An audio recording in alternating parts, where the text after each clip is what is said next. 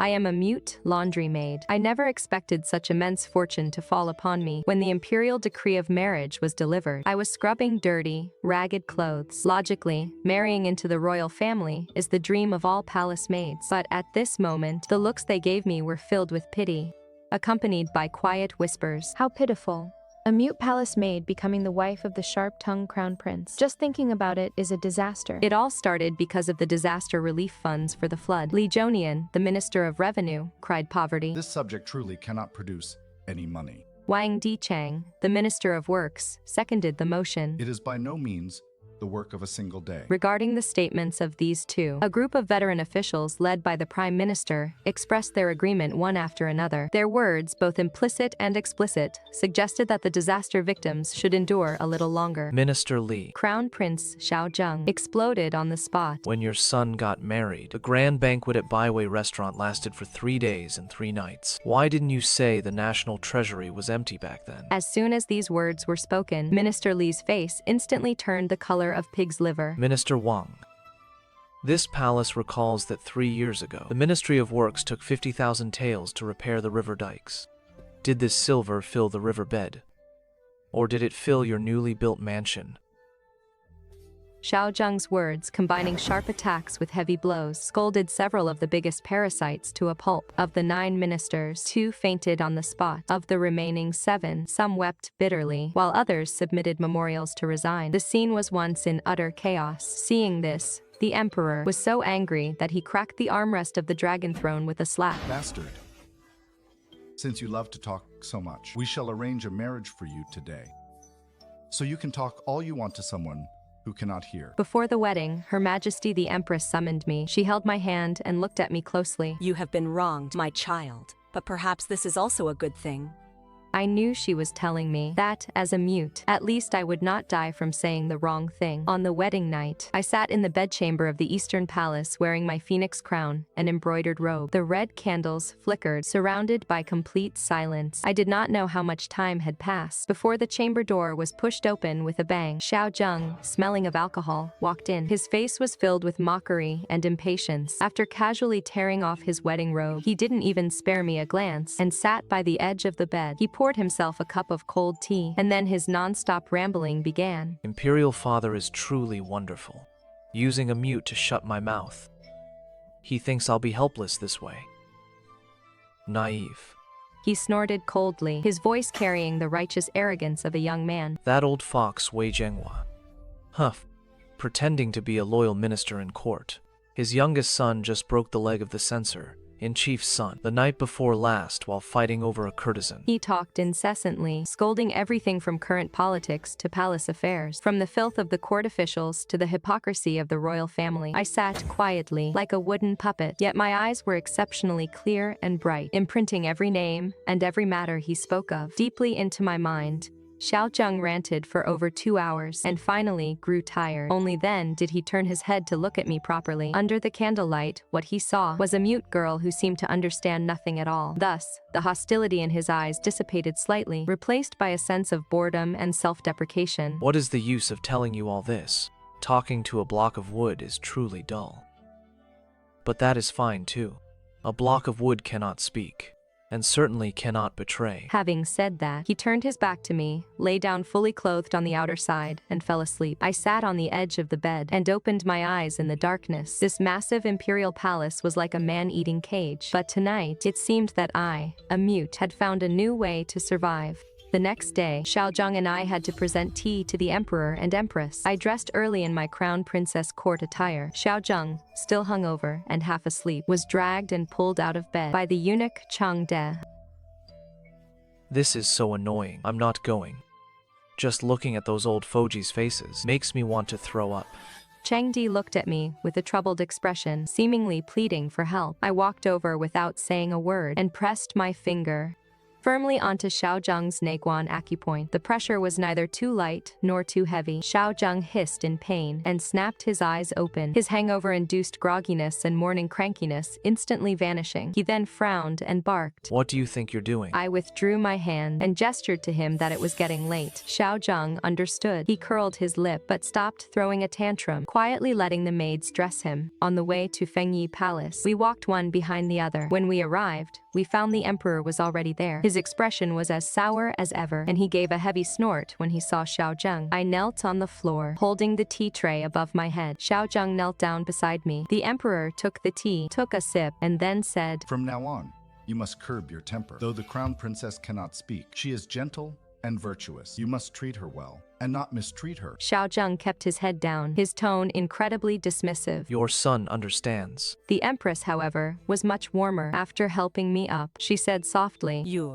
From now on, consider this your own home. If you ever feel wronged, just come to me. Hearing this, I curtsied and nodded. Once we left Fengyi Palace, Xiao Zheng was like a bird released from a cage, his steps noticeably lighter. Upon returning to the Eastern Palace, he immediately shut himself in his study. Both lunch and dinner were brought into him by Chang Di. I sat alone at the massive dining table, eating the spread of delicacies, yet my heart felt even more at peace than when I was eating cold buns in the laundry department. When he returned that night, he was reeking of alcohol again. He sat by the bed and launched into another long tirade. That old scoundrel Wei Zhenghua is putting on an act again. He was crying his eyes out in front of Imperial Father, claiming I have broken the hearts of the loyal ministers. And then there is that Minister Zhang of the Ministry of Personnel. He prides himself on being pure and noble. Yet the Moyaxuan bookstore, run by his son, sells rare ancient manuscripts that are all complete fakes. A single fake book sells for 800 taels, scamming those fools who pretend to be cultured. His loose tongue was like a box that couldn't be shut, filled with the dirtiest secrets of the imperial court, and I was his only audience. He would talk every single night. Sometimes he spoke of the court, sometimes of the harem. Noble consort's brother is seizing land in Jiangnian. Consort Shu's father is in contact with envoys from enemy states. Some insignificant eunuch in the palaces is actually a spy planted by a certain prince. If any of these words got out, it would be enough to unleash a bloodbath. Yet he chose to tell them all to me. Perhaps in his eyes, telling secrets to a mute didn't count as leaking them. I was like a giant trash can to him. By day, I silently managed the affairs of the Eastern Palace, and silently listening to his complaints at night. As the days went by, the servants of the Eastern Palace, who had initially looked down on me, the Crown Princess, changed their attitude after an incident. A second-class maid named Hong Xiu served a bowl of bird's nest porridge with a strand of hair in it. Terrified, she fell straight to her knees. In the palace, such a mistake would result in a slapping of the face at least, or being beaten to death at worst. I looked at her without saying a word, simply picked out the hair,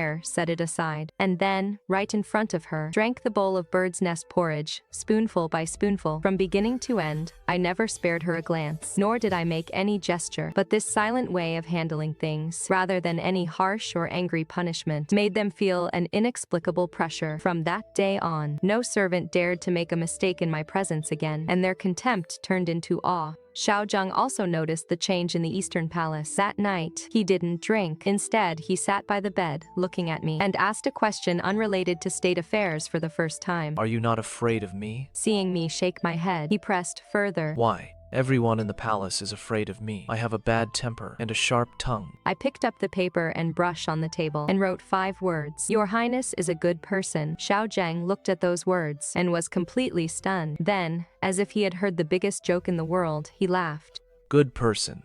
That is the funniest thing this prince has ever heard. I've scolded officials into resigning and angered Imperial Father half to death. Does that make me a good person? I picked up the brush and wrote another line. Your Highness only scolds bad people. Xiao Zheng's laughter stopped abruptly. He stared at me intently, with a look of inquiry in his eyes for the first time. The room fell into silence. The candle flame flickered gently. After a long while, he finally looked away and lay down. That night, he didn't scold anyone else, but kept tossing and turning in the dark. After that night, Xiao Zheng seemed a bit different toward me. He still talked endlessly every night, but it was no longer just venting and complaining. Sometimes, it felt more like he was asking me, Tell me, what do you think that old fox Wei Zhenghua will do next?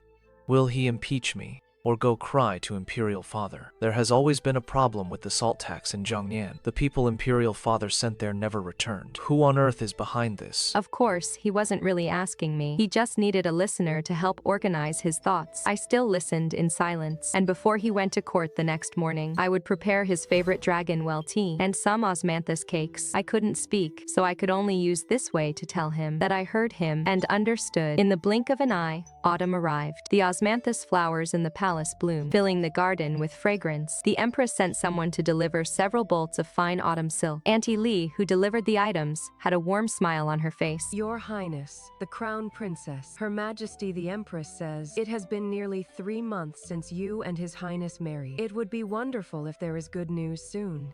I knew what she meant. I lowered my head, putting on a shy expression. Seeing this, Auntie Lai left with satisfaction. Looking at those beautiful silks, my heart felt cold. Xiao Zheng had never touched me. He slept on the outer side every night, with a clear boundary between us. We were like roommates living under the same roof. Aside from his one-sided talking, there was no other interaction. Although I didn't really care, the Empress's words reminded me that in the palace, a crown princess with no children and no family backing held an extremely precarious position. Therefore, I needed to do something. An opportunity soon presented itself. On this particular night, Xiao Zheng returned exceptionally late, and his expression was incredibly grim.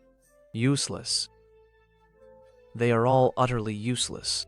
He paced back and forth in the room in a fit of rage. The Yellow River has breached its dikes, leaving 300,000 refugees displaced. That bunch of fools discussed it for 3 whole days, only to come up with some nonsense about opening the granaries and appeasing the victims. Where is the grain? How will it be distributed? And who will do it? They didn't mention a single word about that.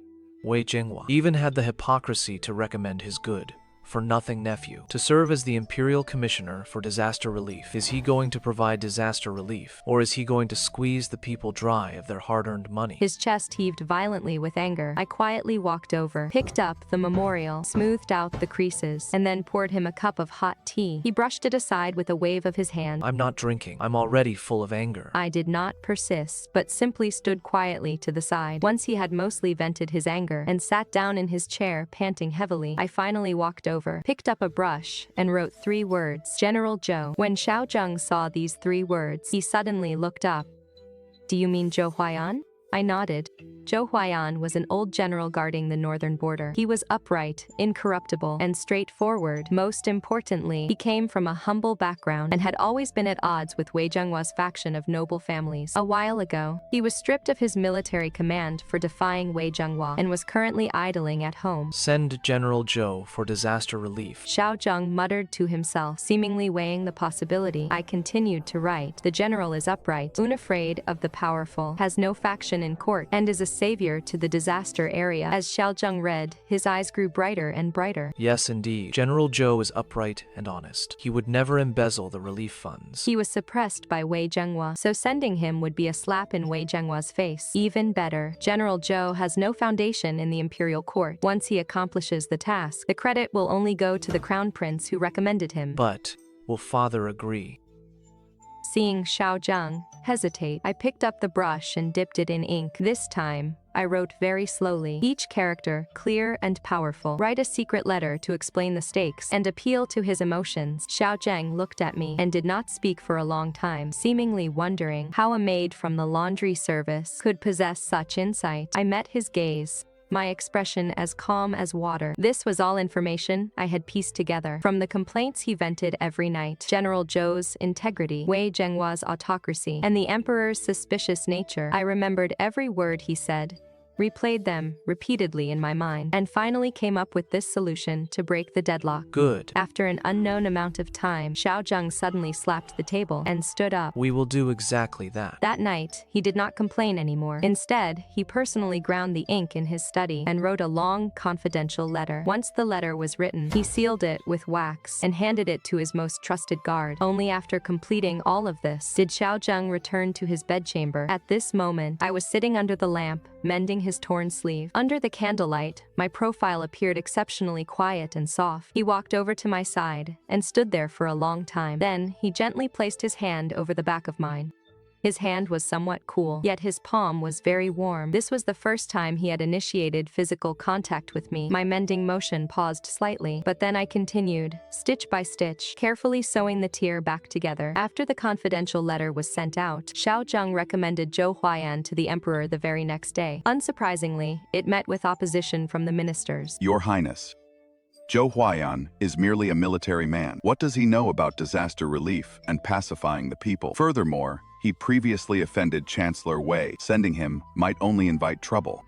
Facing the verbal attacks from the ministers, Xiao Zheng, contrary to his usual behavior, did not lose his temper. Although General Zhou is a military commander, he governs his army with strict discipline. Disaster relief is like fighting a fire. What is needed is strict adherence to orders. As for the claim that he offended Chancellor Wei, that is even more absurd. When sharing the concerns of the state, how can there be room for personal grudges? His words were well-reasoned and logical, neither servile nor overbearing. The emperor sat upon the dragon throne, watching the argument unfold below, and then looked at his son, who seemed to have grown up overnight. His gaze was inscrutable, but in the end, he made the final decision. Once the imperial decree was issued, Wei Zhenghua's face turned as black as the bottom of a pot. When Xiao Zheng returned to the Eastern Palace, he took my hand the moment he entered the door. We have won the first step. He called my name so naturally. Looking at his high-spirited expression, I could not help but curl my lips into a smile as well. I could feel that he had already begun to treat me as a companion who could fight by his side. Things indeed turned out as I had expected. Once General Zhou arrived in the disaster area, he displayed astonishing courage and capability. He first executed several corrupt officials, swiftly stabilizing the situation, and then organized the victims to build new dikes. In less than a month, the disaster was brought under control. The disaster victims were all deeply grateful. When the news reached the capital, the entire court was shaken. The emperor was highly pleased. Ha ha ha. The Crown Prince has done well in his recommendation this time. He shall be rewarded. For a time, Xiao Zheng's prestige was unmatched, while Wei Zhenghua's faction felt as disgusted as if they had swallowed flies. They wanted to trip up General Zhou, but they found that the people General Zhou had brought with him were all his trusted aides from the northern border army. Not even a needle could be inserted into their ranks. They wanted to impeach General Zhou, but General Zhou had rendered great service in disaster relief and won the hearts of the people. Anyone who impeached him would be making an enemy of the common people. You should have seen Wei Zhenghua's old face. It was pulled longer than a horse's. Today I deliberately sat in front of him.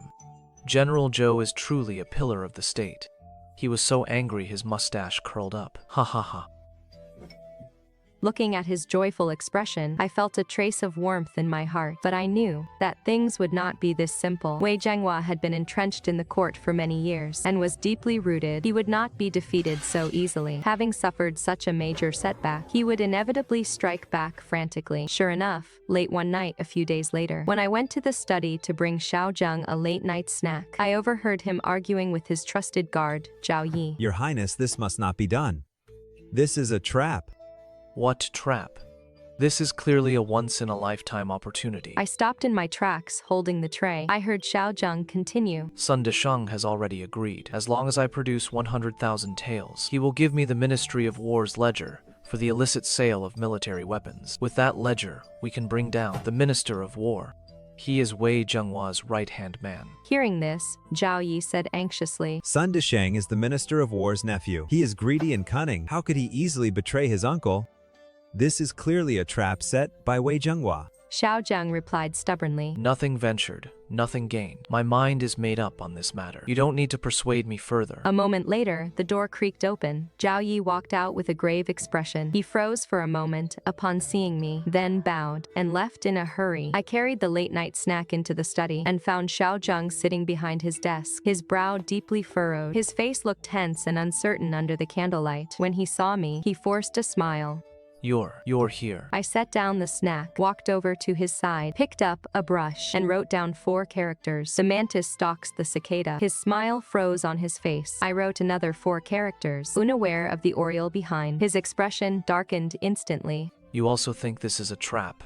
Seeing me nod, he felt somewhat unwilling to let it go. But this is our only chance. If we miss this, it will be difficult to find another weakness of Wei Zhenghua's. I looked at him, suddenly feeling that although he was clever, he was still too young. Eagerness for success made him prone to reckless moves. After pondering for a moment, I dipped my brush and wrote, "Beat them at their own game." Xiao Zheng's eyes lit up instantly. You mean, I continued writing. We take the ledger and break the trap. His breathing began to quicken. I fully saturated the brush with ink and wrote the final 4 characters. Lure them into their own trap. Xiao Zheng fell into deep thought. The candle flame flickered, casting his profile onto the wall, making it look exceptionally long and slender. After a long while, he finally raised his head and looked at me with burning eyes. What is your plan? I shook my head, then pointed at him, pointed at myself, and finally pressed my 2 fingers together, meaning we would figure it out together. He understood, and the light in his eyes grew even brighter, even carrying a hint of excitement. All right, we will figure it out together. We did not sleep that night. In the study of the Eastern Palace, by the light of a single lamp, we spread out a map of the capital. Since I could not speak, I wrote with the brush. He was quick-witted. When I wrote the first half of a sentence, he could guess the rest. We played out countless possibilities. For instance, where Wei Zhenghua would set the location for the transaction, how many people he would send, whether the ledger was real or fake, how to escape after getting the ledger, and if it was indeed a trap, how we should strike back. One question after another was raised, and one by one, we solved them. As dawn was about to break, a complete and daring plan finally took shape. Xiao Zheng let out a long sigh of relief, his bloodshot eyes shining with incredible brightness. You really are my lucky star. As he spoke, he gently tucked a stray lock of hair behind my ear. The moment his fingertips brushed against my ear, I felt a faint current of electricity pass through me, and my heart seemed to skip a beat. 3 days later, it was the scheduled time for the transaction with Sun Desheng. The location was an abandoned earth god temple in the south of the city. According to the plan, Xiao Zheng went there taking only Zhao Yi and a few trusted men. I didn't stay idle either. I changed into inconspicuous clothes and slipped out quietly. I went to Zichunfeng. It was the largest den of wealth and pleasure in the capital, and also the favorite place of Wei Zhenghua's youngest son, Wei Xiang. I didn't go straight in. Instead, I found an errand boy, slipped him a silver ingot, and made a few gestures to him. The boy's eyes went wide. After doing all this, I left quickly. The night was deep. Inside the earth God Temple, Xiao Zheng met Sun Desheng. Sun Desheng had indeed brought the ledger, but he had also brought over 100 guards. With a smug look on his face, Sun Desheng said, I hope your highness the crown prince has been well. I advise you to surrender without a fight, lest you suffer physical pain. Hearing this, Xiao Zheng sneered. With just you, bunch of useless rabble. As soon as he finished speaking, the sound of horse hooves echoed outside the temple. It was the patrol of the capital garrison. Seeing this, Sun Desheng's face changed drastically. What is going on? Why would the patrol come here? Xiao Zheng replied with a smile. Probably because someone reported it to the authorities. Just as Sun Desheng was filled with shock and suspicion, inside Zichunfeng, on the other side of the capital, a group of officers from the capital prefecture suddenly rushed in. Wei Xiang, who was indulging in wine and pleasure inside, was caught on the spot. From his private room, the officers searched out a packet of 5 minerals powder, caught red-handed with the evidence. The news of Wei Xiang's arrest quickly spread throughout the capital. Hearing that his son had been arrested, Wei Zhenghua instantly realized he had fallen for a trick to lure the tiger away from the mountain. Xiao Zheng's target had never been the ledger, but his son. So, Wei Zhenghua couldn't care less about the Earth God Temple and rushed to the capital prefecture overnight to get his son out. Meanwhile, at the Earth God Temple, the guards, having lost their commander, were leaderless. Facing the elite capital garrison, they were quickly routed and fell apart. Sun Desheng was captured on the spot, and that crucial ledger also fell into Xiao Zheng's hands. At dawn, Xiao Zheng returned to the Eastern Palace. He walked straight into the bedchamber. I was sitting by the window, watching the pale light of dawn on the horizon. He walked up behind me, gently embraced me, and rested his chin on the top of my head. His voice carried an irrepressible joy.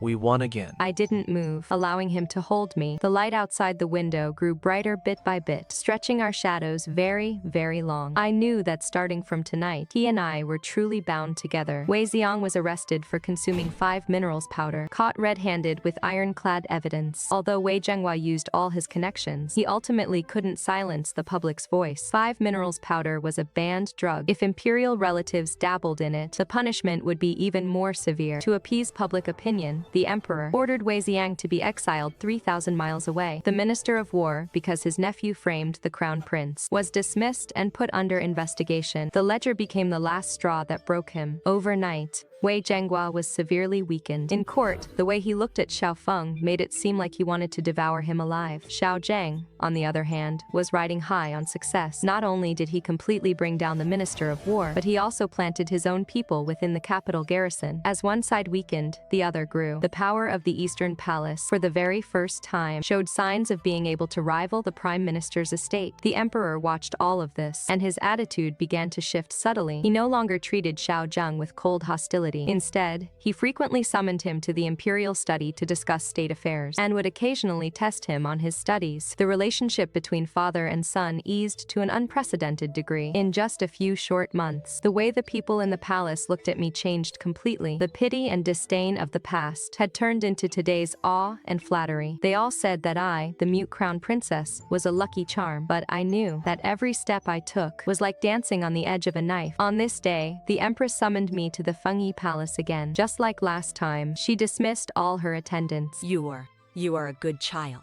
It is Zheng'er's blessing to have married you. I kept my eyes lowered, remaining silent as always. After a moment, she sighed and continued. I know you are a clever child. There are some things you understand, even if I don't say them. Wei Zhenghua will not let this go. You must be even more careful in the future. Hearing this, I nodded, stepping out of Fengyi Palace. My heart felt heavy. The Empress's words confirmed my worries. Wei Zhenghua was like a venomous snake lurking in the dark. He was biding his time now, merely waiting for the opportunity to strike a fatal blow. When Xiao Zheng returned that evening, I wrote down the Empress's words to show him. After he finished reading, the relaxed expression on his face vanished. Mother is right. That old fox Wei Zhenghua won't admit defeat so easily. He paused, looking at me.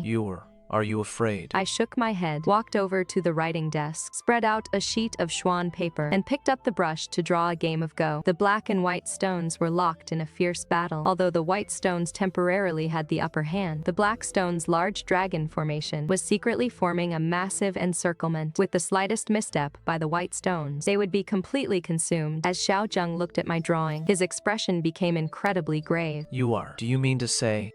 He looked puzzled. I pointed at that seemingly powerful white dragon formation, and then pointed outside the chessboard, meaning that our foundation was still too shallow. On this chessboard of the imperial court, although we had taken a few of the opponent's pieces, Wei Zhenghua had been operating for many years, and his influence had long since spread throughout the court and the country. Just like that black dragon formation, it appeared passive, but in truth, it had already surrounded us. We seemed to be in a glorious position, but in reality, we were in greater danger. Xiao Zheng took a deep breath and said, I understand. We can no longer take the initiative to attack. What we must do now is defend, gather our strength, and bide our time. I nodded in approval. He was finally no longer that youth who would only charge ahead blindly with a sharp tongue. In the days that followed, the gates of the Eastern Palace remained half-closed. Xiao Zheng cut down on unnecessary social engagements. Every day, apart from attending court, he would stay in his study reading or play Go with me. We no longer spoke of court politics, nor did we plan any actions, as if everything before had been a dream. Wei Zhenghua's side also quieted down. He stopped targeting Xiao Zheng. Every day he attended court looking old and decrepit, as if he had lost all hope, appearing completely disheartened. But Xiao Zheng and I both knew this was merely the calm before the storm. Beneath the peaceful surface, dark undercurrents surged. That night,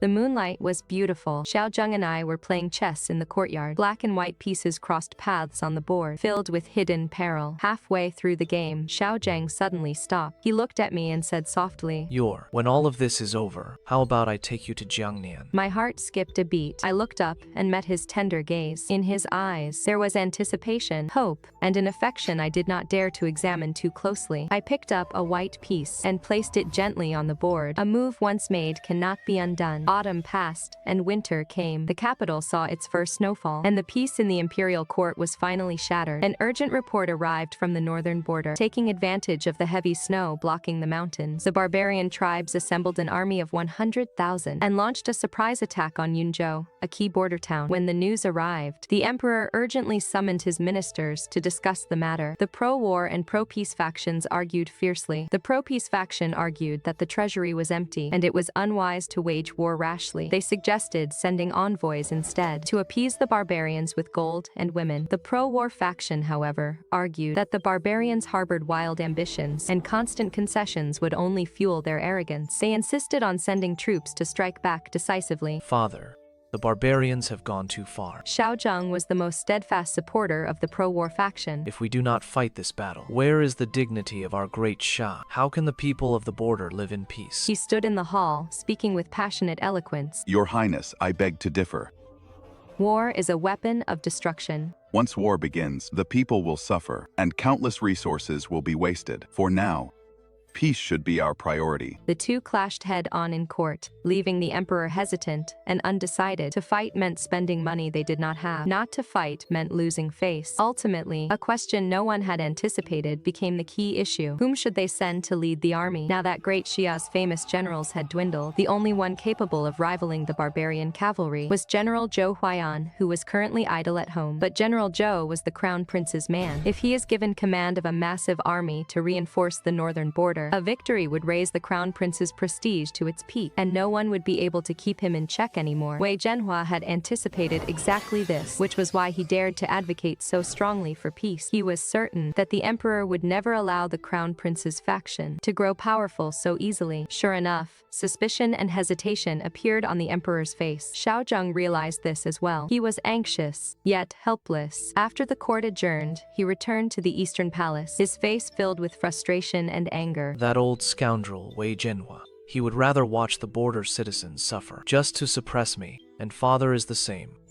Could it be that in his eyes, is balancing court power more important than the empire itself? I walked over to him and gently pressed down on his still trembling hand. Then I picked up a brush and paper and wrote 2 words, the military tally. Xiao Zheng was stunned. I nodded. I wrote more. Split the tally. And the emperor's mind will be at ease. Xiao Zheng's eyes instantly lit up.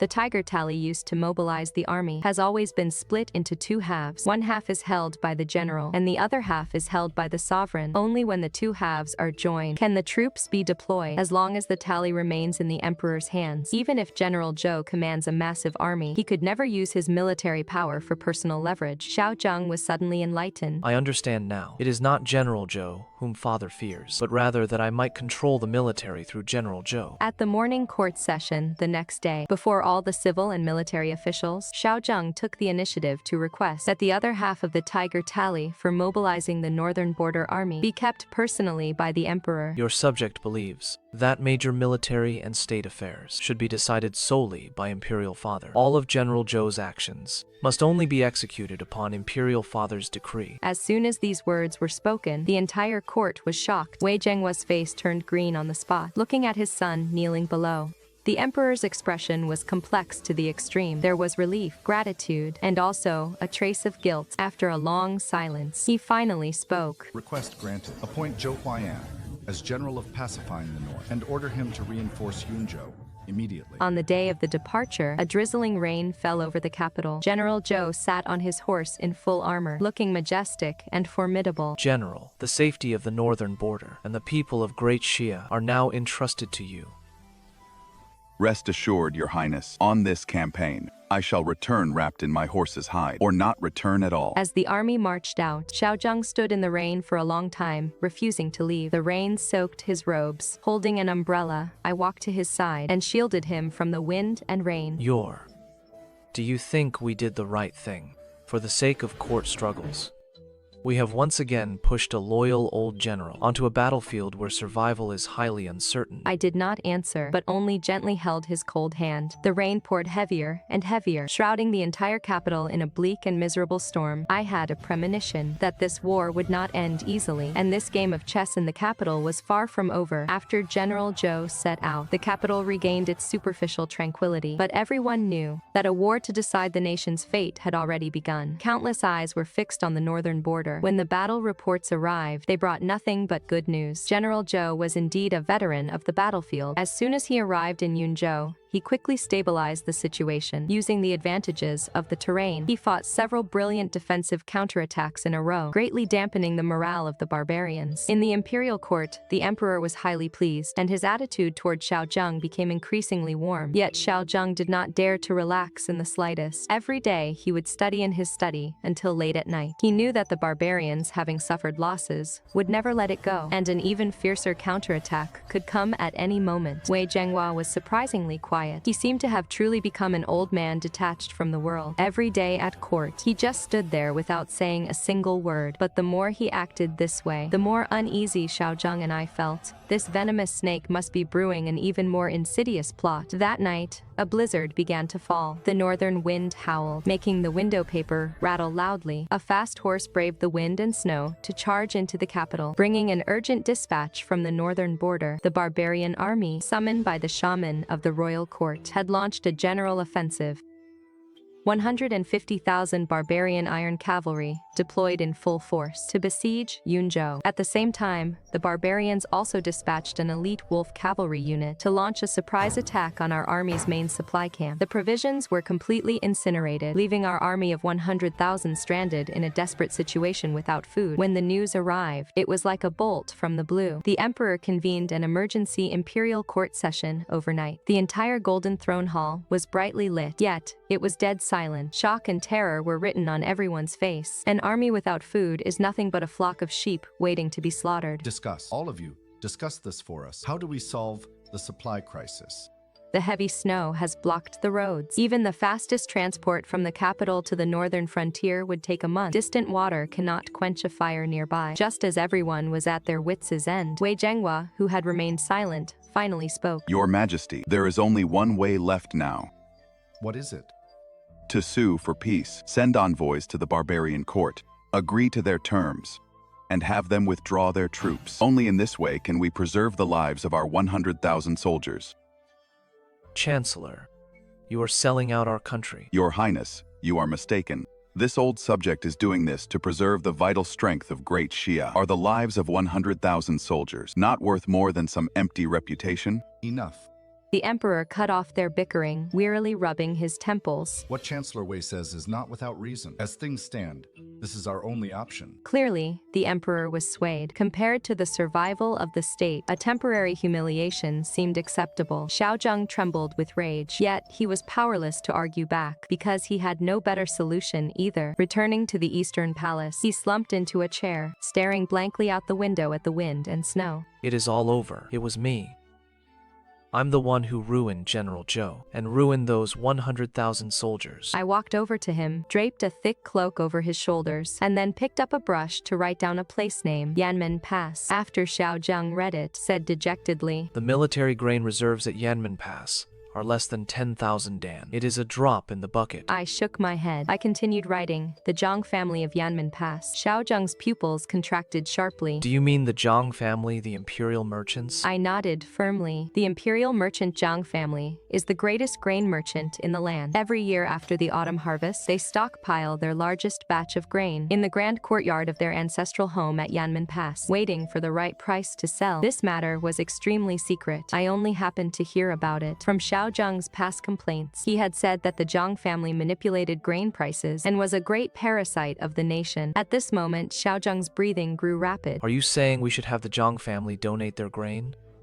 But the Zhang family belongs to Wei Zhenghua. How could they possibly? I looked at him. I picked up the brush and wrote the final line of characters. Requisition the grain in the emperor's name. Make promises in the crown prince's name. Once the matter is resolved, the Zhang family will be the new premier imperial merchants of the realm. Outside the window, the wind and snow raged on, but the fire in Xiao Zheng's heart was rekindled. This plan is too bold and too dangerous. This is snatching the purse strings right out of Wei Zhenghua's hands and playing a psychological game with the emperor. More than that, it is risking the entire future of the Eastern palaces to gamble on a slim hope. Fine. We will do exactly that. Help me one more time. This time, we will not only save General Zhou, but we will also make Wei Zhenghua lose everything. Once the plan was set, Xiao Zheng immediately went into action. He first summoned the head of the Zhang family in secret. Squire Zhang was a chubby man in his 50s, with a face full of shrewdness. The moment he saw Xiao Zheng, he put on a miserable face, claiming he only ran a small business and was truly powerless to help. Squire Zhang, I did not summon you today to negotiate, but to give you a choice. Either you open your granaries and donate the grain, saving 100,000 soldiers from peril, and this blank imperial decree will be your protective talisman. Once the war is over, your Zhang family will be the sole imperial merchants of Great Shire. Or you refuse, and I will use this imperial decree right now to write that your Zhang family has committed treason by colluding with the enemy. Do you believe that before dawn, the Zhang family will vanish from this earth? Squire Zhang broke into a cold sweat instantly. He looked at the blank imperial decree, then at the crown prince's golden seal, the fat on his face trembling. He knew the crown prince was not joking. This was a massive gamble. If he won, the Zhang family would soar to great heights and enjoy wealth for 100 years. If he lost, his entire family would be executed and cast into eternal damnation. Ultimately, the instinct for survival and greed for profit triumphed over his fear of Wei Zhenghua. Squire Zhang fell to his knees with a thud. This humble subject is willing to serve your highness with absolute loyalty. The next step was how to transport the grain to Yunzhou without anyone knowing. Yanmen Pass was not far from Yunzhou, but the checkpoints along the way were all controlled by Wei Zhenghua's faction. Moving such a large amount of provisions could not possibly be hidden from them. Xiao Zheng and I studied the map for an entire night. Finally, my gaze landed on a mountain path marked as abandoned. That path was called Haifeng Pass, rumored to be steep and perilous. It had long been abandoned, but this was the only route that could bypass all checkpoints and lead straight to the rear of Yunzhou. Xiao Zheng made a prompt decision. We will take this path. Zhao Yi, escort the provisions yourself. Be swift and covert. All the forces of the Eastern Palace were mobilized. It was a race against time. Meanwhile, in the imperial court, they were still bickering over the details of the peace treaty. Wei Zhenghua deliberately delayed the process, preventing the envoy delegation from setting off. He was waiting for Yunzhou to fall and for the news of Zhou Huaiyan's defeat and death. By then, the blame for the defeat would be entirely pinned on the pro-war crown prince. He could then rightfully and completely overthrow Xiao Zheng. Everything was happening in secret. The capital seemed calm on the surface, but underneath, dark undercurrents surged, and danger lurked everywhere. I stayed in the Eastern Palace every day, never stepping outside, but I knew countless eyes were watching my and Xiao Zheng's every move. The days of waiting were so long and so agonizing. Xiao Zheng's temper grew irritable again. He would often daze off alone in his study. I knew he was extremely nervous. He had bet everything on this single move. That night, it snowed heavily again. When he returned from outside, he brought in a wave of cold air. This time, he did not go to the study, but went straight back to his bedchamber. He had drunk a lot of wine, and his eyes were somewhat hazy. He sat by the bed, looking at me, and suddenly smiled. That smile was filled with bitterness. Do you think I am useless? I cannot even defeat an old minister. I clearly want to defend our country. Yet, I have to resort to such underhanded schemes. I walked over and sat beside him, writing in his palm, "Your Highness is a hero." He froze, then shook his head with a self-deprecating laugh. A hero? What kind of hero am I? I squeezed his hand tightly and continued to write, "For the country and the people, do not sweat the small details." He looked at me, and his eyes suddenly turned red. This young crown prince, who usually debated all the scholars in court and was always full of high spirits, now looked like a fragile and helpless child. He reached out, pulled me into his arms with a sudden tug, and held me tightly. He buried his head in the crook of my neck, his warm breath brushing against my skin, carrying a strong scent of alcohol. Only you understand me. I froze, my heartbeat instantly losing its rhythm. Outside the window, the wind and snow howled, while inside, the candlelight flickered. We held each other quietly like this, as if the entire world had only the two of us left. I didn't know how much time had passed before he lifted his head, my face reflected in his hazy, drunken eyes. He slowly leaned closer to me. I could see his long eyelashes and smell the faint scent of ambergris on him. My heart instantly leaped into my throat. Just as his lips were about to touch mine, a sudden rush of footsteps came from outside the hall. Your Highness, urgent report from the northern border. It was Chang Di's voice. Xiao Zheng's movements abruptly stopped. He let go of me and walked out quickly. I sat alone by the bedside, my heart pounding like a drum. I raised my hand and gently touched my lips, where his warmth from moments ago seemed to linger. Xiao Zheng rushed out of the bedchamber. A blood-stained messenger was kneeling in the courtyard. Your Highness, a great victory at Yunzhou. General Zhao's provisions arrived just in time. General Zhao set an ambush and fought the decisive battle against the barbarians under the walls of Yunzhou. In this battle, our army crushed the barbarians' 150,000 cavalry. The barbarian Khan has been captured alive. The crisis at the northern border is resolved. A great victory. These words were like a clap of thunder, exploding in the silent, snowy night. Instantly, earth-shattering cheers erupted within the Eastern Palace. Xiao Zheng held the battle report, both of his hands trembling. He stared at every single word on it, his eyes turning red bit by bit. He had won this colossal gamble. He had won. Thinking of this, he suddenly turned around, rushed back into the bedchamber, lifted me up from the bed with a sudden scoop, and spun around wildly on the spot. We won. Like a child. He laughed heartily and shouted aloud. He spun me around until I was dizzy, yet I couldn't help but show a heartfelt smile. Dawn broke, the snow stopped, and the news of the great victory at Yunzhou spread throughout the capital. The citizens ran around sharing the news, and the entire country rejoiced. In the Golden Throne Hall, the emperor held the battle report, smiling from ear to ear. The civil and military officials knelt on the ground, one after another. Long live your majesty. May the Crown Prince live for thousands of years. Only Wei Zhenghua stood there alone, his face as pale as paper, teetering on the brink of collapse. He had lost. He had lost utterly and completely. Not only did he fail to bring down the Crown Prince, but because he advocated for peace and failed the nation, he became the target of verbal and written condemnation from all the pro-war officials. What drove him to deeper despair was that, after donating the grain, the imperial merchant Zhang family handed over the evidence of the wealth he had amassed through them over the years to Xiao Zheng. After reading the evidence, the emperor was instantly enraged on the spot. Wei Zhenghua, you parasite. I trusted you so much. Is this how you repay our trust? Wei Zhenghua collapsed to the floor limp, unable to utter another word. Ultimately, Wei Zhenghua was stripped of his prime ministerial post. His family assets were confiscated, and he was thrown into the imperial prison, awaiting execution after autumn. His faction was also thoroughly purged. The toxic tumor that had plagued the great Xia court for decades was finally completely eradicated. The court, both inside and out, was completely revitalized. As for Crown Prince Xiao Zheng, because he had turned the tide during this national crisis and achieved the greatest merit, his prestige reached its absolute peak. The emperor even issued an imperial decree ordering him to oversee the state, handling all major and minor affairs of the court on his behalf. The Eastern Palace became the true center of power in Great Xia. Everything had finally settled. That evening, Xiao Zheng did not attend to official business. He accompanied me for a stroll within the Eastern Palace. The imperial palace after the snow was exceptionally tranquil. We left 2 rows of footprints on the long palace path. Xiao Zheng suddenly spoke. Your father has already ordered the exoneration of your father, Shen Chengqing. He said your father was falsely accused and will be restored to his original post in a matter of days. Hearing this, my footsteps stopped instantly. I looked up at him in disbelief. A surge of immense joy and sorrow instantly flooded my heart. My tears could no longer be controlled and rolled down in large drops. 3 years of grievances, forbearance, and fear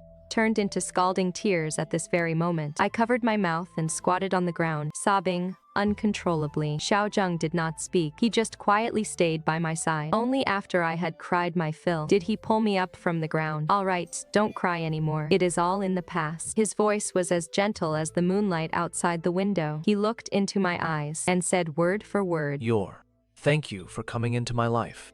For the rest of our days, it is my turn to protect you. I looked at him through tear-filled eyes, a voice in my heart screaming wildly. I wanted to tell him my name. I wanted to tell him I was not mute. I wanted to tell him I do with my own voice. After my father was restored to his post, my mother came into the palace to see me that day. Your mother has let you down.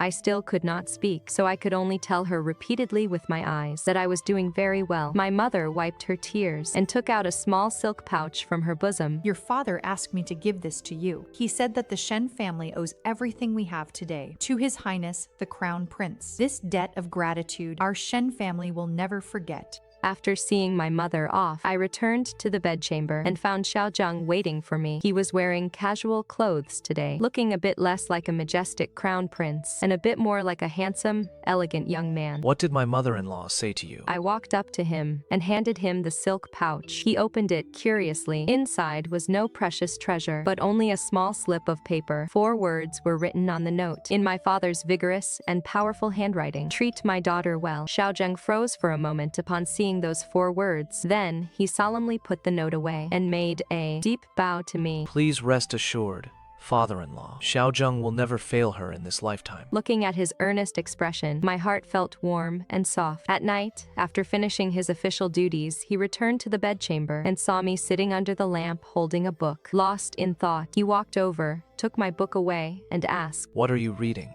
To be so engrossed? He glanced at the cover and said, Anecdotes of the Southern Border. What made you think of reading this? I picked up my brush and wrote, to read 10,000 books is to travel 10,000 miles. He smiled. That is right. I promise to take you to Jiangnan to see it. He sat down and pulled me into his arms. Once the political situation has completely stabilized, I will ask Imperial Father for permission to take you out for a trip. His eyes were full of anticipation. I nodded, making a decision in my heart. I didn't want to wait any longer. There were some things I wanted to tell him right now. So, I broke free from his embrace, took a deep breath, looked into his eyes, and parted my lips slightly. For 3 years, I had almost forgotten how to make a sound because they hadn't been used for so long. My vocal cords felt dry and stiff. I tried hard, squeezing a syllable out of my throat. Xiao. My voice was as hoarse as if it had been scraped by sandpaper, sounding extremely unpleasant. Xiao Zheng froze, thinking he was hallucinating. Did you just... Looking at his shocked expression, I summoned all my courage, used all my strength, and clearly spoke the name that I had uttered thousands of times in my heart. Xiao Zheng. My voice was still hoarse, but in the quiet bedchamber, it sounded like a clap of thunder. Xiao Zheng stared intently at me. You can speak? I looked at him, smiled, and said, My name is Shen Yu. I am not mute. The entire Eastern Palace, because of the fact that I could speak, fell into a state of immense shock. Hearing my voice from outside the hall, Changde was so excited he almost cried. The Crown Princess can speak. He told everyone he met, as happy as a child. The Crown Princess can speak. Haha. After the initial shock, Xiao Zheng pulled me tightly into his embrace. He held me so tightly, as if he wanted to merge me into his very bones and blood. You little liar. You kept me in the dark so cruelly. Leaning against his chest, I told him the reason why I had pretended to be mute. After hearing it, the arms holding me tightened even more. It was my failure to protect you. That caused you to suffer so many grievances. I shook my head. I don't feel aggrieved to be able to meet you. None of it feels like a grievance.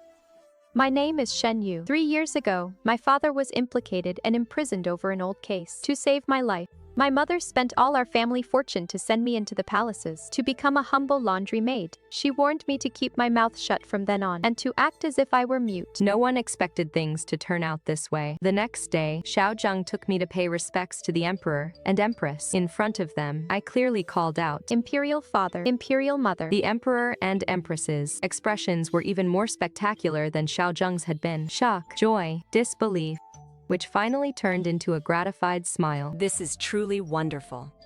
I knew you were a blessed child. One is talkative. One is a good listener. One is impetuous. One is steady. The two of you are indeed a match made in heaven. After leaving Fengyi Palace, Xiao Zheng held my hand as we walked along the long palace path. He suddenly stopped walking and looked at me earnestly. I used to think the Imperial Palace was a cold prison, but ever since I had you, I feel like it has started to feel a bit like home. That is because I looked at him with a smile. Home is not a place, but wherever you are is home. He was stunned and then grinned like a fool. He scratched his head, feeling a bit embarrassed. Not only are you a good listener, but you are also so eloquent. From then on, the nights in the Eastern Palace were no longer Xiao Zheng's one-man show. We would read books together, play chess together, and discuss court affairs together. He still loved to complain, while I would listen quietly and then offer advice when he got stuck in a rut. He would still make the mistake of being too impetuous, and I would hold him back in time. He was no longer a crown prince, fighting a lonely battle, and I was no longer that palace maid who had to pretend to be mute to save her life. We were each other's armor, and also each other's soft spot. In the spring, General Zhou returned in triumph. Xiao Zheng personally went 30 miles out of the city to welcome him. That day, the capital was completely deserted as everyone went to watch. The citizens lined the streets to welcome them, showering flowers and cheers upon the hero in their hearts. General Zhou finally met me, the mute crown princess whom he had only heard of. He respectfully gave a military salute. This general thanks Your Highness for saving my life. I accepted it graciously because I knew that I had saved not just him, but also the soldiers and citizens of Great Shaya. In the summer, The noble consort's brother provoked a peasant uprising due to land enclosures and was executed on the spot by the local prefect. In the autumn, the Court of State Ceremonies raided Lord Zhang of the Ministry of Personnel's Moya Pavilion and uncovered a vast amount of evidence of forged rare books from the previous dynasty. Lord Zhang was thrown into prison. In the winter, the Empress informed me that I was pregnant. Upon hearing the news, Xiao Zheng paced around the room a dozen times in sheer joy and then held me, grinning foolishly for a long time. He said he wanted to name the child Xiao, Anaukor, wishing him a lifetime of peace and joy, and wishing our great Xia peace and prosperity. Leaning in his arms,